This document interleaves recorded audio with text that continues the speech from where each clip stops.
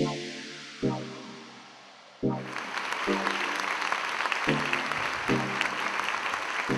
always a little shaky when people expect someone and somebody else shows up and you're that other person. And it's really shaky when that person was awarded a Presidential Medal of Freedom. So I'm going to do my best to honor his legacy, and my hope is that by sharing my heart with you, you'll be able to get the same wisdom, because I am here in the spirit of the same story. Is that okay with you? And on his behalf, I greet you to Miami-Dade College. He truly was disappointed that he could not be here himself. And the message he asked for me to deliver to you is thank you. Thank you for the work that you do to change people's lives in your communities and on the planet. And he's just so thrilled to partner with you in order to make the world a better place.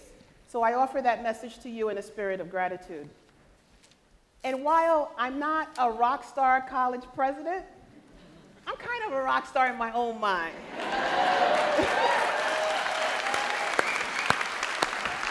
Who else? If nobody else will tell you, why not you, right? But I will tell you, Dr. Padron tells a beautiful story about coming to this country with his brother as a Cuban immigrant, and as a Pedro Pan, where he left his family and came here. And when he was ready to go to college, he applied to a lot of the schools you guys represent, and no one accepted him. The only place that took him in was Miami-Dade College, so his story began here. And when you look at the trajectory of his life, he's never forgotten this community. And it's that spirit of leadership that grounds who we are as an institution. And that's why it was so important to us to host the exchange and why you're here today. There is absolutely no way you can be at Miami-Dade College and ignore the story of 165,000 students on 8 different campuses. And Dr. Padron's story is really a model for our student body. We serve a non-traditional student body.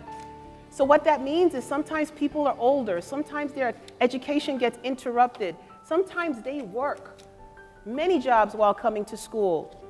Transportation here is very complicated. You have people commuting for 2 or 3 hours. So as an institution, we don't have the luxury of ignoring the story that people bring into the classroom. In fact, by choosing to come here, they've made many sacrifices, and it would be dishonorable for us as an educational institution to ignore those sacrifices and not to provide them a quality education, because we still believe in the American dream. And it's a little shaky right now, I know. It's a little rough out there.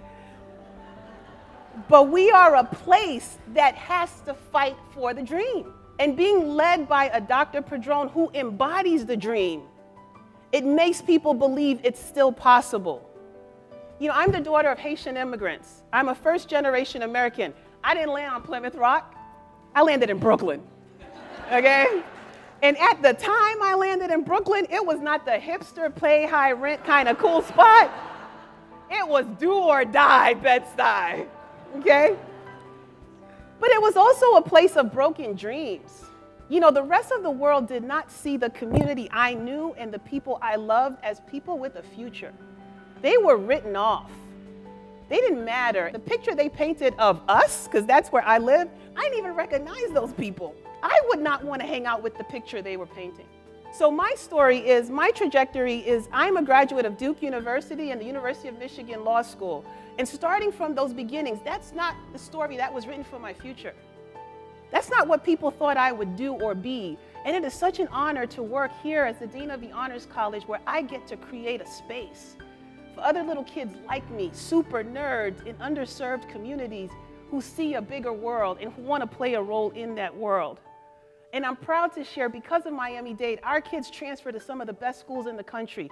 Miami-Dade College is the top institution earning Jack Kent Cooke scholarships worth up to $120,000. So you think about it.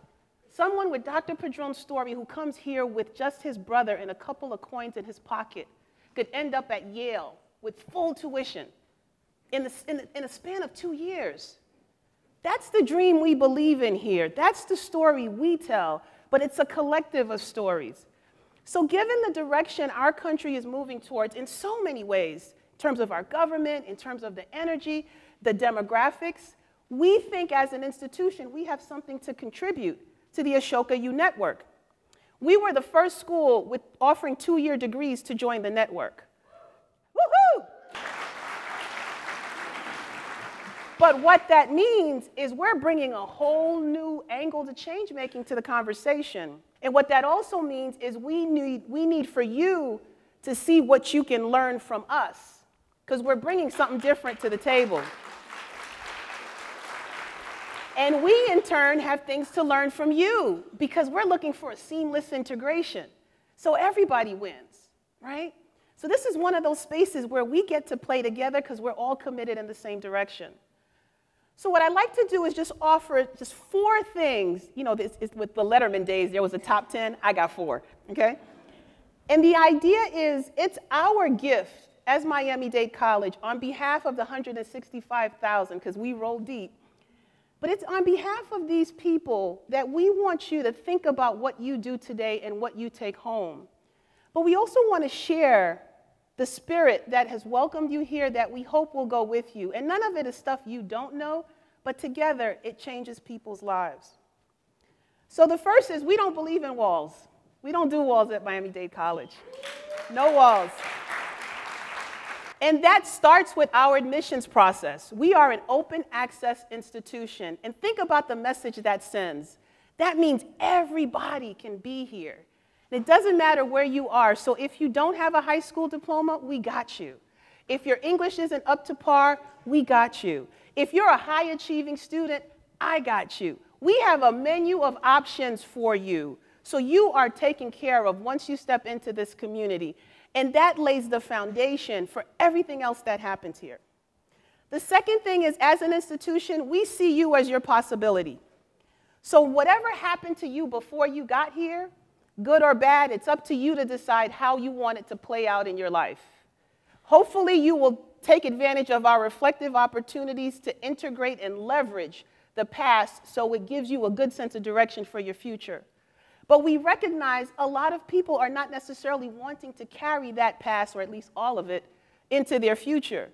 So they need people who want to stand in their present to see the possibility of the future. They need to be affirmed. This is not a place where we're trying to weed people out. The culture is designed because we all believe everybody wins. You know, I used to be able to say, we're the Miami Heat of education when we had LeBron, but clearly we're not there yet, but we're getting there. We're getting there. I'm working on another analogy. But it's, I forgot this is being streamed. I love you, LeBron.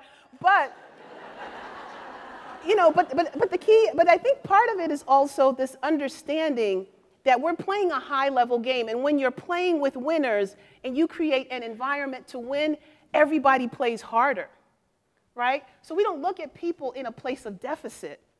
We're looking for abundance in any way, shape, or form. The third piece, and this is really critical, and it probably was a human-centered design before it was called human-centered design, is we're a teaching institution. We don't assume anything. And we make it safe for you to ask whatever you'd like in whatever way you'd like. And because we have such a shared understanding of where people want to go, we help one another. So here, competition is a community sport. We all want to win, and people help each other in all the ways possible and within their capacity. And it's actually a beautiful spirit, because if you think about a place without walls and a place that's all about possibility, you know, here Miami-Dade College is called the Dream Factory and Democracy's College. I mean, we ride that wave. So of course, if you're playing on this team, that's the game you're playing. And it creates a safe place for your brain to soar and your heart to follow. And that's what I will close with. So our secret sauce, and I hate telling you this because then you'll take it, but our secret sauce is we do all of this with love. We live in connectivity. Yeah, give it up for love, right?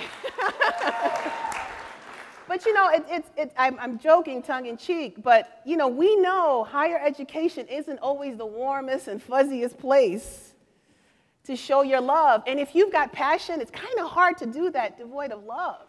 So if we think about these pieces being integrated and what's possible, just imagine for a moment what your classrooms would be like if competition was collaborative and community. if people really, really looked at you when they saw you. Because the thing about here is we touch.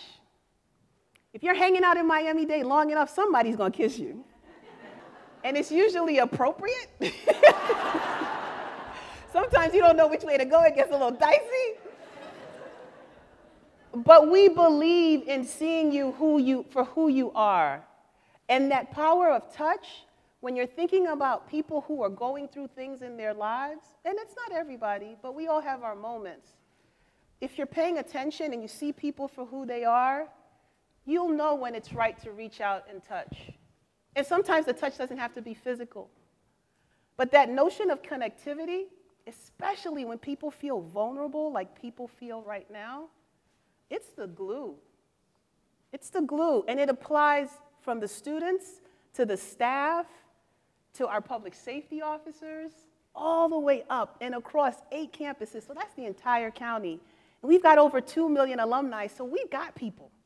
We graduate the most teachers that teach in our public school system, the public safety officers, government officials, the nurses, the entry-level positions that in our medical community, and we know that we do a lot of medical stuff here in Florida. So the reality is that love, it's out there. So our commitment to you is we're not giving up this game. We're fighting for democracy, and we're going to create those pathways for the communities that we serve. Our invitation, and the question I have to ask for you, is can we count on you to do the same wherever you are? Thank you. Great. And now I am delighted to welcome Mr. Parker Palmer to the stage.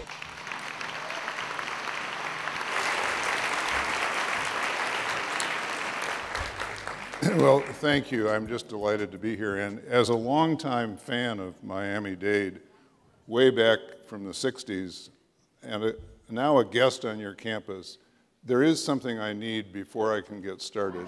I would like one of those appropriate kisses.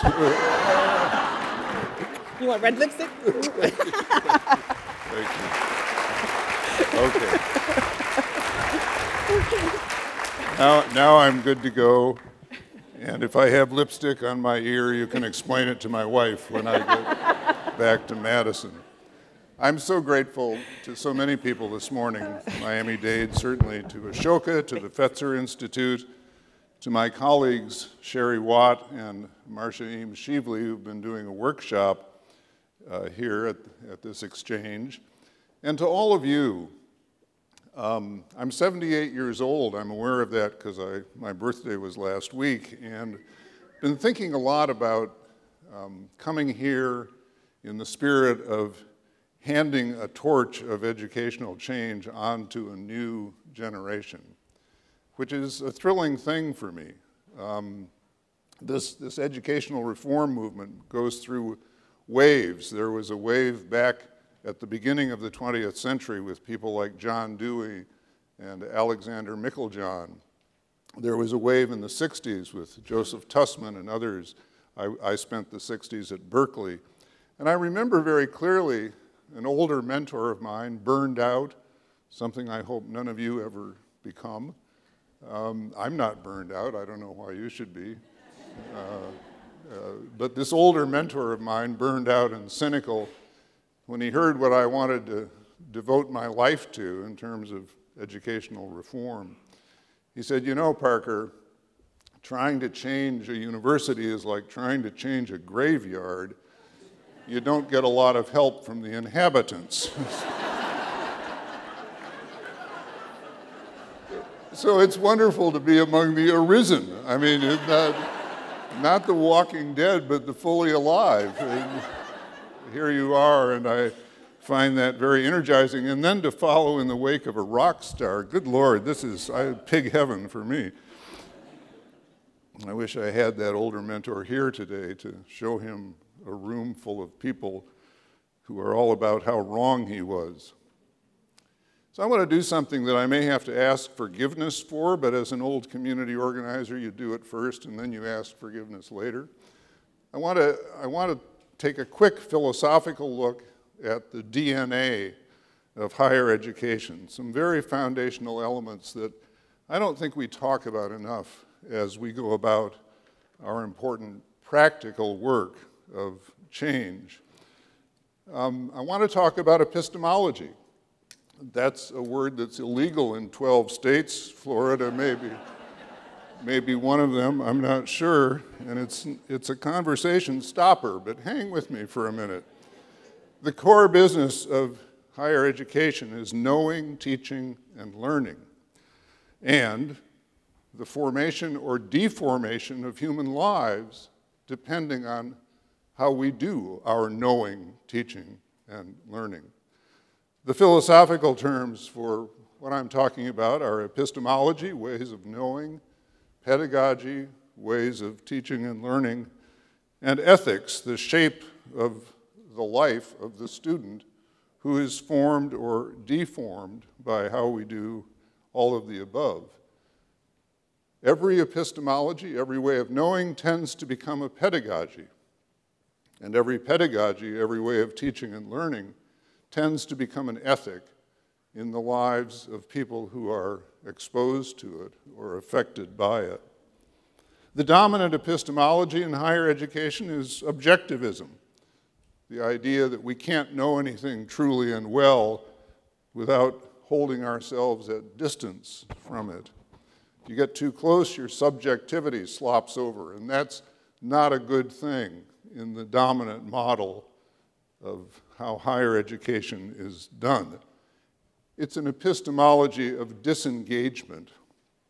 I happen to think it's flat wrong.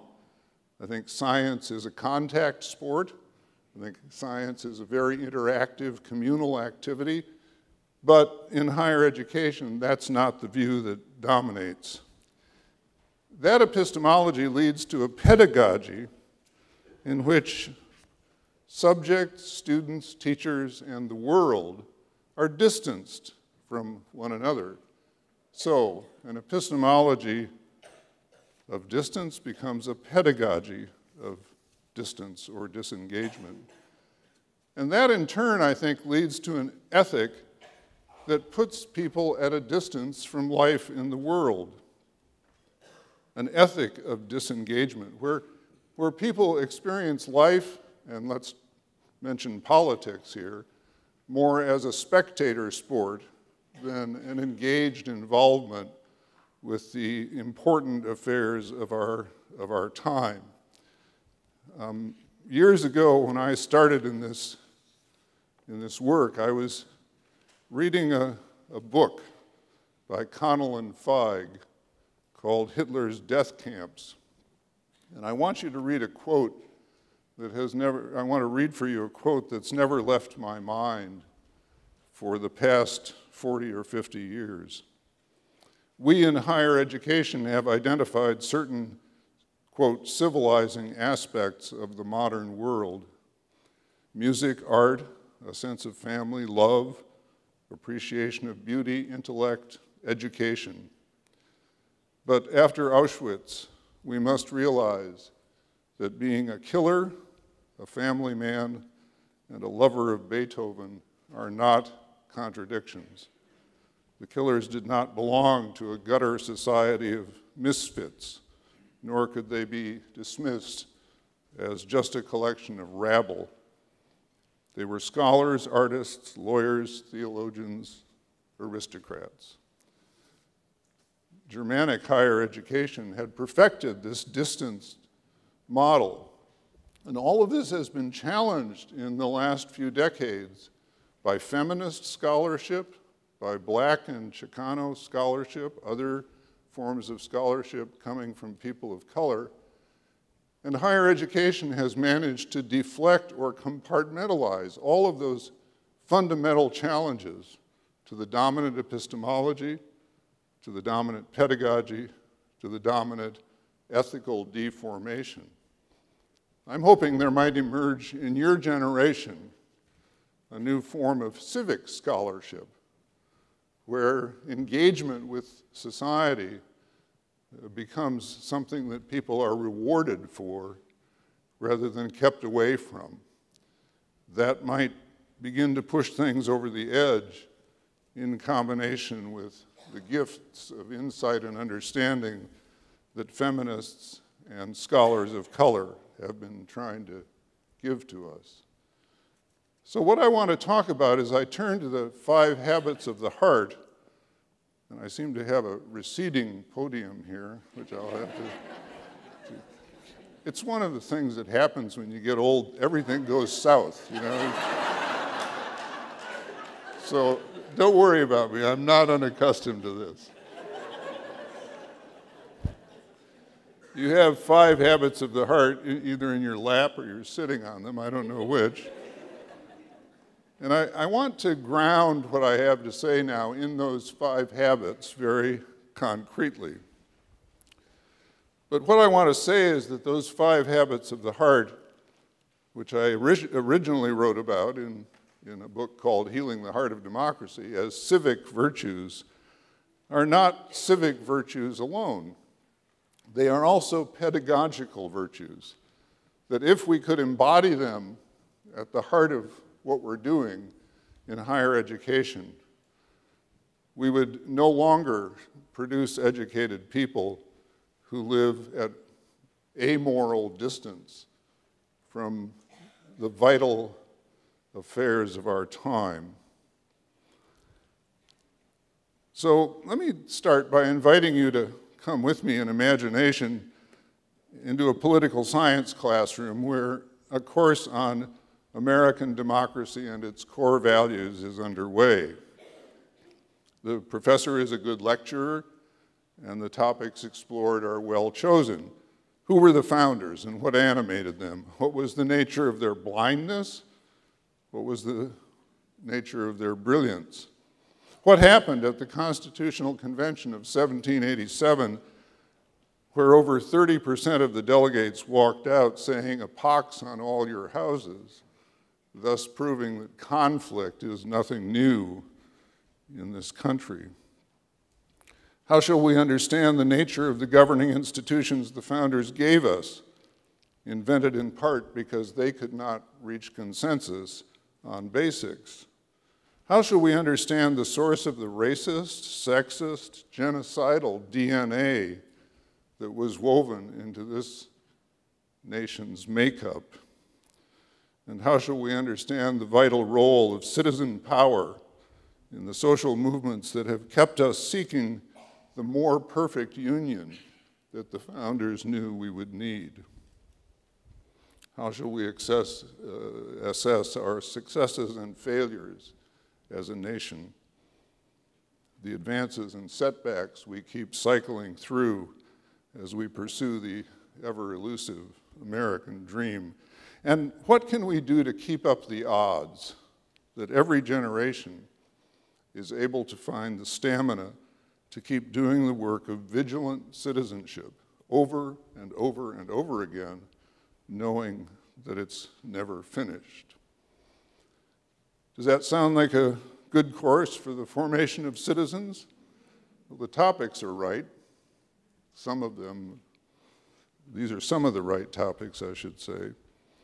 But if I were asked the question of whether that's a good course for the formation of citizens, I'd have to say, tell me more about how it's taught, not just what is being taught. Because ultimately, the hidden curriculum of a course, as embedded in its pedagogy, in the way it does or does not connect teachers, students, and subjects with each other and with the world, is at least as important in its impact on student lives, its formation or deformation of citizens, as the content of the explicit curriculum.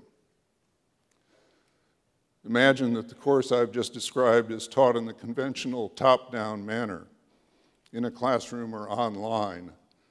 As a student, you listen to lectures or tap into other sources of information and interpretation. You keep your head down and take notes, with little room for questions and no real room for dissenting viewpoints and debate. Then you feed back what you've heard and read on papers and tests, which get graded on the degree to which they conform to the official version of reality. Now, such a course, no matter how vivid and fervent the presentation and defense of democracy's values. In a course like that, what gets learned are not the habits of the heart that make for good citizenship in a democracy. A course like that is teaching students habits of the sort that will help them survive in an autocracy or even a fascist regime. Keeping their heads down, parroting back what the leader says, no matter how wrong, factually or morally, never disagreeing with the official line. Don't even think about coming together with others in communities of resistance, because in courses like that, your education have never made you interdependent with other people. And so you have no idea about the value of trust or how to assess who and what is trustworthy. I think the scenario I've just sketched is one of the reasons why people we think of as highly educated are not necessarily good citizens. One of the reasons why a lot of PhDs were found behind the murderous machinery of the Third Reich. No matter how many good words are spoken about democracy and its demands in the course of a lot of people's education, and no matter how many extracurricular activities they engaged in that had to do with good citizenship, the hidden curriculum embedded in their educational process had a pernicious tendency to weaken rather than strengthen their capacity for citizenship. So, is there an alternative within our reach? I think there are many ways to answer that question. The one I want to propose this morning involves looking at the 5 habits of the heart, not only as political virtues, but as principles of a pedagogy that can help educated citizens, educated people, to be citizens in a democracy. So the first habit is an understanding that we're all in this together.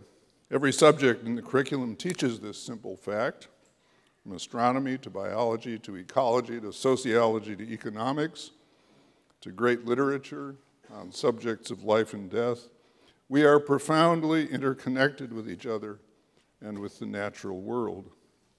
The way we live, as taught in all of these disciplines, has consequences for other people. But the dominant pedagogy does nothing to communicate, let alone reinforce this habit. On the contrary, it turns us into loners who are in it only for what we can get for ourselves, competitors for rewards called grades in what is too often a zero-sum game. You cannot learn this first habit merely by hearing the words. You have to practice it. That's how habits get developed. So let's envision that class again. This time, instead of all those lectures and personal note-taking, let's look at small groups working together to solve problems posed by the professor. You say students come to college not knowing how to work together this way, then let's make every first-year student take a well-designed, one-credit course in how to make small group collaborations succeed. Then let's envision a buddy system in this political science class where students who are ahead of the curve turn around and tutor those who are not, with the goal that everyone has a chance to succeed. That's how to learn what it means to live out the understanding that we are all in this together. The second habit of the heart is an appreciation of the value of otherness. I don't need to belabor the point that in American politics today, fear of the other is a major driving force of too many things that threaten democracy at its core. It's an ancient fear, of course, the fear of persons who are not part of our tribe or within our comfort zone. The civilizations that have succeeded over time are ones that have countered this fear with an ethic of hospitality. And I want to take that ethic of hospitality and promote it as a pedagogical virtue, a teaching and learning virtue. My greatest teachers were people who taught me to be hospitable to strange ideas. And if they had not given me that gift, I would never have learned anything outside my intellectual and spiritual comfort zone. No one should go through college without encountering courses that challenge to the core their cherished beliefs about what is good and true and beautiful. Faculty should not be penalized for facilitating responsible experiences of that sort, and students should not be treated like customers who are always right when it comes to the boundaries of their beliefs and ideologies. So let's envision that political science class again, but this time, let's envision assignments in which students have to name political convictions that are near and dear to their hearts and debate fellow students who hold different convictions about the same things, prepared in advance with training in how to listen and how to respond that can turn people from demonizing the opposition toward real dialogue. Let's also envision sending students into the community to do appreciative interviews with people whose backgrounds are different from theirs, an opportunity to learn the simple lesson that you can lower the heat and turn up the light by listening to people's stories. The more you know about another person's story, the less able you are to dislike, distrust, or despise them. The third habit of the heart is an ability to hold tension in life-giving ways. If we live in our awareness of our interconnections and learn to invite otherness into our lives, we have to learn to live creatively with intellectual and spiritual tension. But we human beings are tension-avoiding machines. We are hardwired, as they say, with the well-known fight or flight response. When we experience a tension that threatens us, like a clash of ideologies or ideas, we either want to run away or punch out the source. You can see a lot of that kind of behavior in American politics today, as some join the melee and others run away from the political realm altogether. This is a critical issue in the survival of American democracy because the founders left us a system of government that cannot work if we don't know how to capitalize on creative tension. They created the first system I know in which conflict and tension are treated not as the enemy of a good social order, but as the engine of a better social order. As historian Joseph Ellis says, the system the founders gave us was not designed to solve problems efficiently, but to keep the salient problems on the table over time so we could keep coming back to them and find better solutions. That is, move ourselves toward that more perfect union. If the political science class we've been envisioning included the kinds of dialogues and debates I proposed a moment ago, students could start learning about the creative possibilities in holding tension rather than fighting or fleeing from it. It opens the heart, it opens the mind, it makes your life larger. There are simulation games that can be played in class where if people learn to hold the tension of conflicting ideas properly, it turns out that the group working on a problem is smarter than the smartest individual in it when it comes to the right solution to that problem. Once students have experienced that kind of outcome, they've not only learned a lot about how to think together, they've also learned something important about the fruits of thinking together. The fourth habit of the heart is a sense of personal voice and agency. I would like every student in this country, from grade school to high school to college, to learn that he or she has something worth saying, that there's somebody who wants to listen, and that can be you or me, and that he or she has the capacity to act on what's important to them. Clearly, voice is not cultivated when students have to keep their heads down and take notes on what the authorities are saying as the only mode of learning.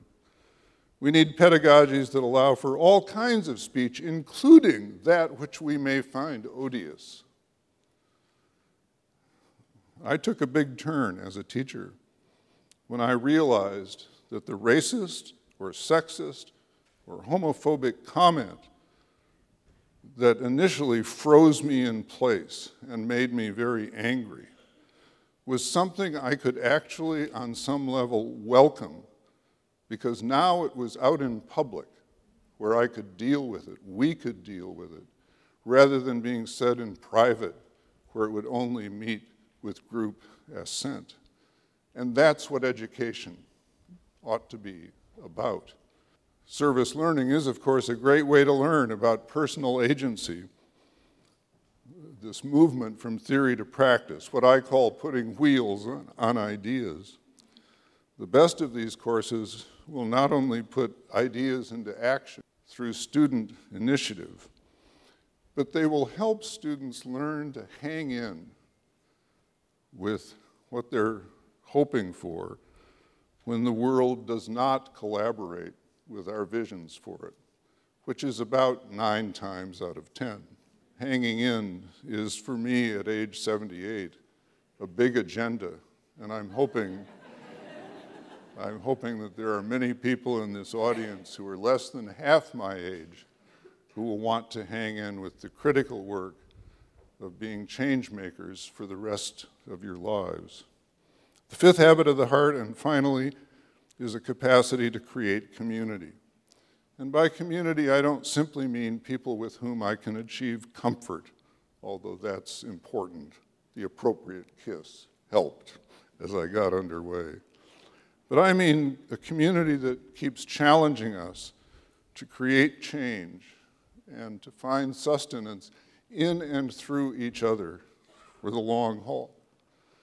I think one of the most important things we can learn in this work that we're all so devoted to is that ultimately it's more important to be in right relationship than it is to be right. And by that I do not mean for a moment that you or I have to give up our conceptions of what's good and true and beautiful. Not for a moment. What I do mean is that what's good and true and beautiful is often complicated. And if we can't hang in with each other, if we can't create containers for ongoing discourse and dialogue, especially when the going gets rough, we will never be able to unravel that Gordian knot of complexities that might finally take us to a place where we see, this is how it is, and this is how it could be, if we remember that it's more important to stay in right relationship than to be right. Blessings on your work. Thank you for carrying the torch forward, and go in peace. Thank you. Yeah.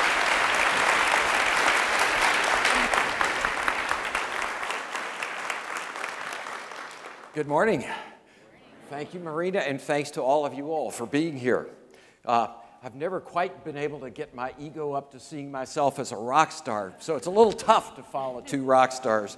And I was talking with Parker over breakfast about the ground he was going to try to cover, and he was bemoaning the fact that he only had 15 to 18 minutes.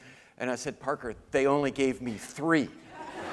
So he said he'd feel 5 times as sorry for me as he felt for himself. But anyway, I'm going to talk fast. So I'd suggest that if we're looking for a silver lining in this incredibly bruising and dispiriting, whichever side you're on, campaign, I'd suggest that millions of Americans are now awake to the fact that we can no longer take our democracy for granted. So we are at this critical inflection point, and the question is, what are we going to do about it? So I'm going to make an assumption about this crowd that if we were on an ideological spectrum, we'd be tipping toward the progressive side pretty heavily. So I want to say one of the things that concerns me is that in most of the conversations, or many of the conversations I've been having with progressives, the first impulse is, where do we go out and get a bigger stick? How do we do what the conservatives did with the Tea Party in 2010? Dig in, say, nothing's going to happen until we get back in power. I'd just like to suggest that's a death spiral. In our system of divided government, neither party is going to get and hold power long enough to impose its vision of the good society. In our system of divided government, the only way forward is to find common ground.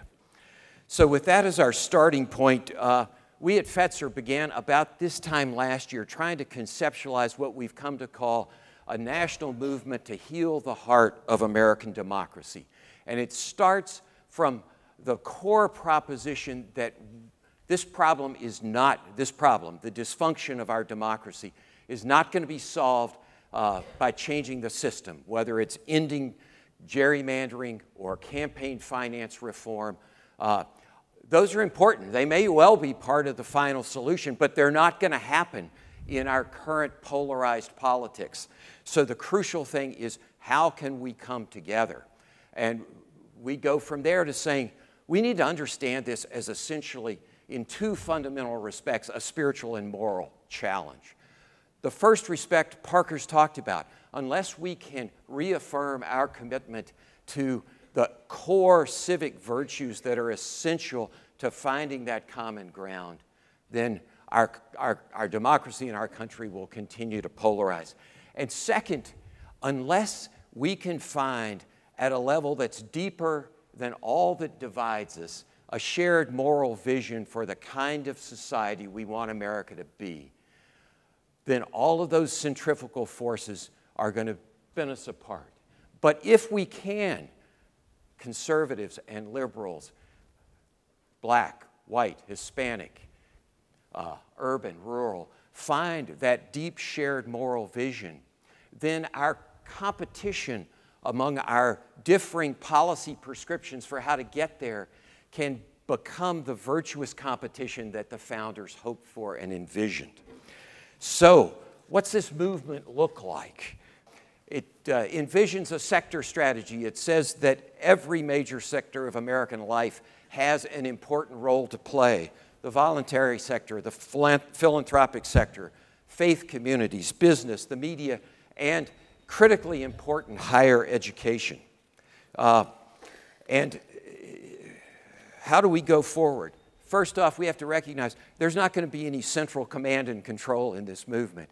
It's all about coming together around a shared vision of healing that empowers each of us to lead wherever we are in whatever way we can. We envision two tracks to this. The first and less important is the national leadership track that hopefully lifts up this vision of healing. Much more important is the ground, on the ground, what's going to happen in local communities and on local campuses to call forth this healing. I'd like to suggest that when the higher education sector reflects on its role, your role, I hope you'll think about three important things. First, to connect with Parker's comments about pedagogy. We need to recognize that every pedagogy, for better or for worse, forms or deforms not just the mind, but the heart and soul. So how do we engage our students and ourselves in a way that educates the heart and soul for human flourishing, including the flourishing of our democracy? The second key area for higher ed, I would suggest, is all the issues around free speech. And this has been an issue that's been front page news in the context of this campaign. That question arises most acutely when someone wants to come on campus with hate speech. And I would suggest that the Academy's role is to be strong enough to hold that moment. And so we all show up and we take a stand for our values, including the value that in the Academy, every idea gets a chance to be expressed and rebutted, okay? And lastly, what's the role of the Academy in helping to lift up this shared moral vision for America? We need, as faculty, students, leaders, to come together. And I'd suggest a particular challenge on that front is how do we make the academy safe for conservatives? And I would add, perhaps for people of faith. My experience of higher education was that it wasn't safe for conservatives. At Fetzer, it's been the same. We're now being very intentional about how can we do that. So I just say very briefly in closing, let's come together around this vision of healing and build a national movement that's powerful enough to drive positive change. And as we do that, let's begin with the hard inner work, recognizing that we can't become healers, bridge builders, if we're coming from a place of anger, fear, ego, and brokenness. So how do we do that hard spiritual inner work of democracy so we can come from a place of love? And I just say, I want to echo Pascal's comments. In the end, it's all about love. And we just need to recognize that. So just in closing, I'd like to leave you with 4 wise quotes from 4 powerful change makers. When I'm trying to rekindle the sense of urgency, I think of Ben Franklin, when at the close of the Constitutional Convention, somebody asked him, "What kind of government have you given us?" And his response was, "A republic, if you can keep it." When I'm looking for energy, I think of Joanna Macy, a wonderful 80-year-old Buddhist teacher and social activist. She says, the exciting thing about this moment is we're living on the knife edge of uncertainty. It can go either way. Now, what a wonderful opportunity for us to have a full and meaningful life by helping it go the right way. When I'm thinking about the largeness of the task, I think of that wonderful quote from Reinhold Niebuhr, the mid-century theologian and social activist who said, "Nothing worth doing can be accomplished in a lifetime, so we have to live by faith." And finally, when I'm looking for hope, I think of Václav Havel's wonderful statement. He said, "Hope is not about optimism. It's about knowing what you're doing is right." We know that this is the work we're all called to do, and I just am excited to know that I'm in the company of fellow travelers. So let's do it. Thank you.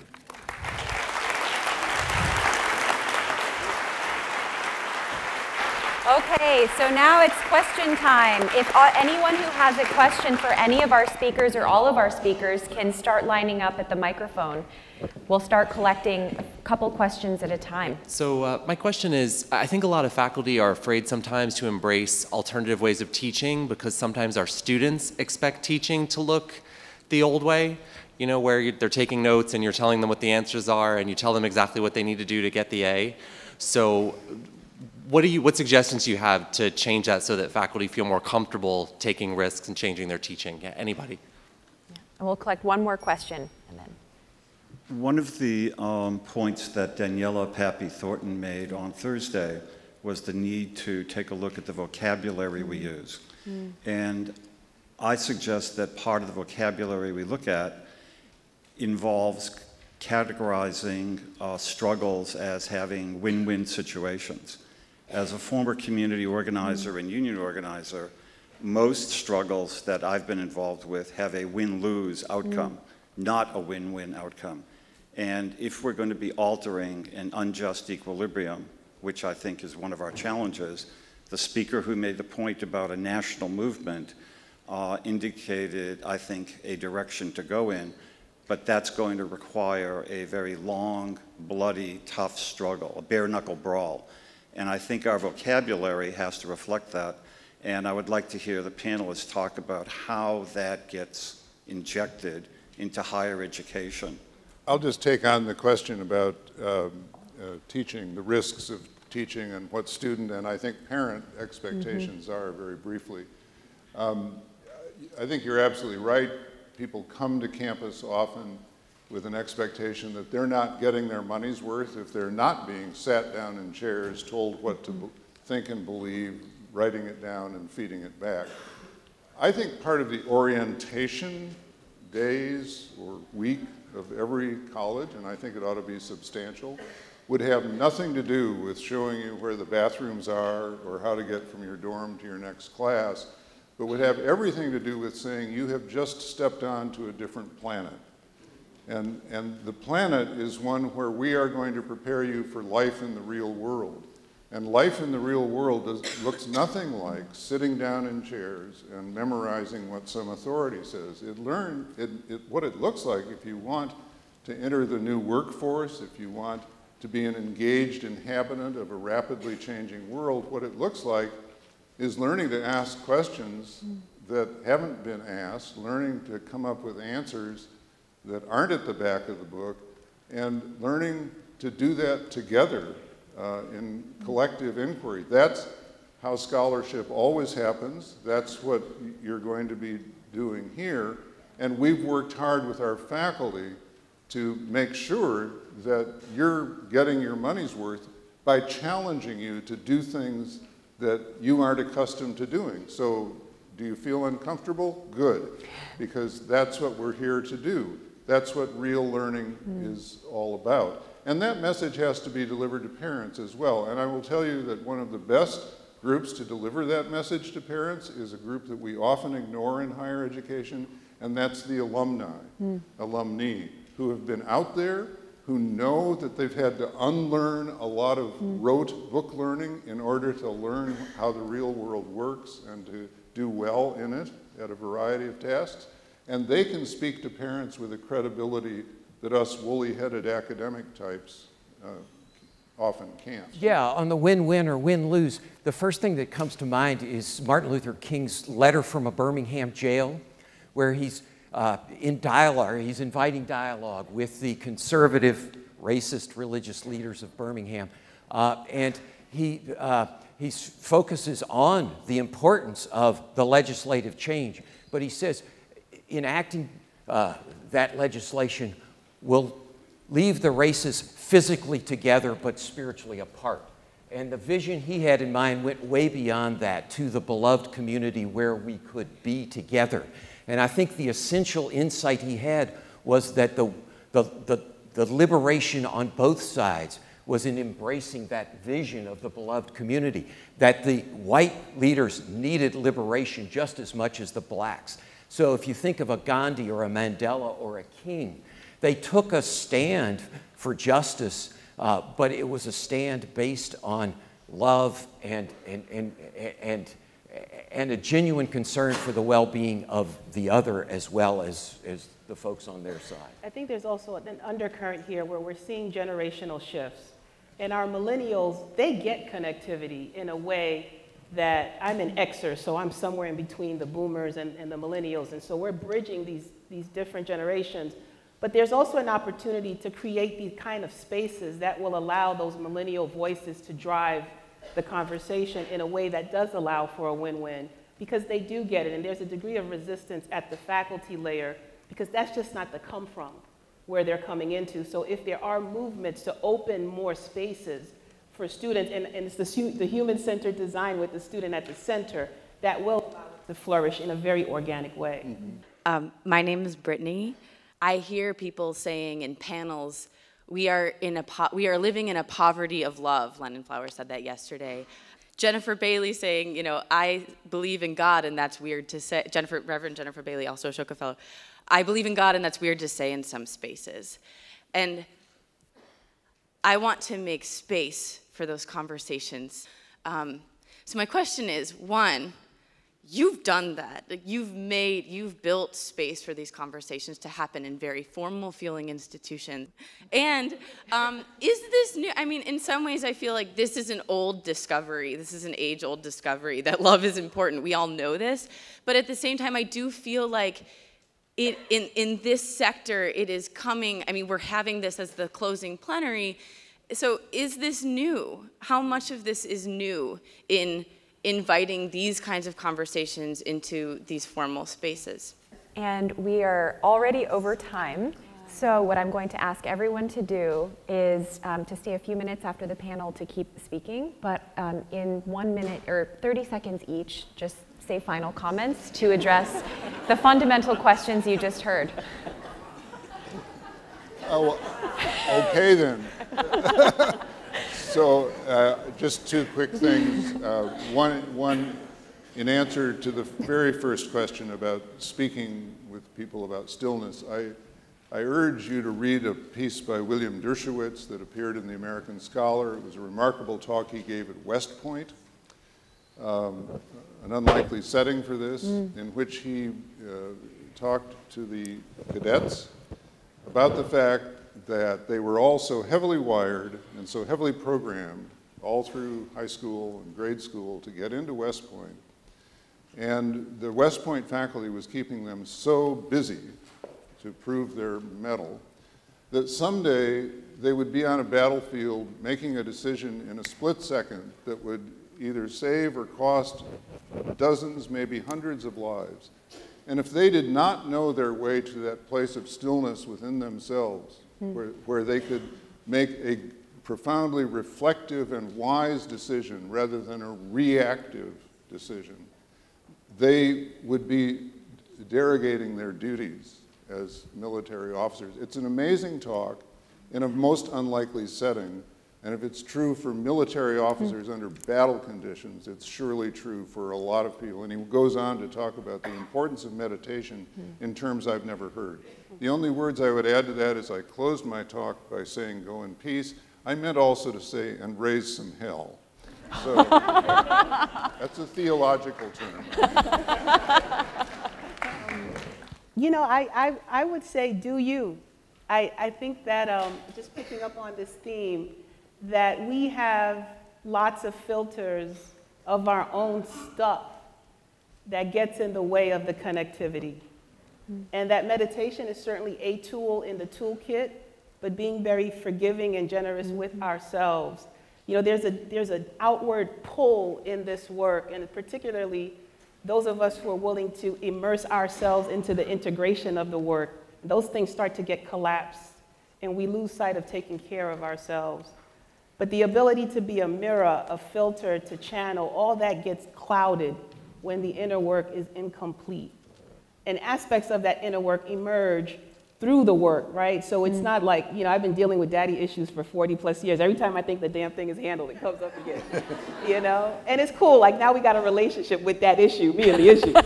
But my point is, that's a whole nother story.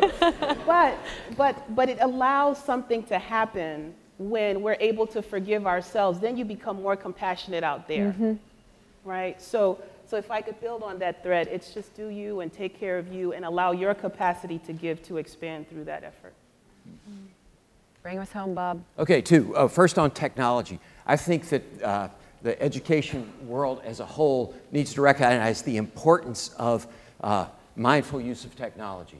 I was out in Silicon Valley 2 weeks ago with some tech entrepreneurs and having a conversation about how their business model is totally dependent on grabbing and holding eyeballs. And they, in a candid moment, said whether the social impact of that is positive or negative. And they observed rage grabs and holds eyeballs. That's a reality. Unless we deal with it straight on, it's going to tear us apart. On the permission to talk about love, I think the only answer there is just summon up our courage and start talking about love. And I think we'll find, as we found around the dinner tables last night, how hungry people are to be invited into a space where they can have that conversation. So as we quickly close and wrap up, I encourage all of you to take some of this mantle of love and spreading it for yourself and others. We would also love to express our appreciation and gratitude for all the many sponsors. So if you could join me in thanking and giving love to our sponsors.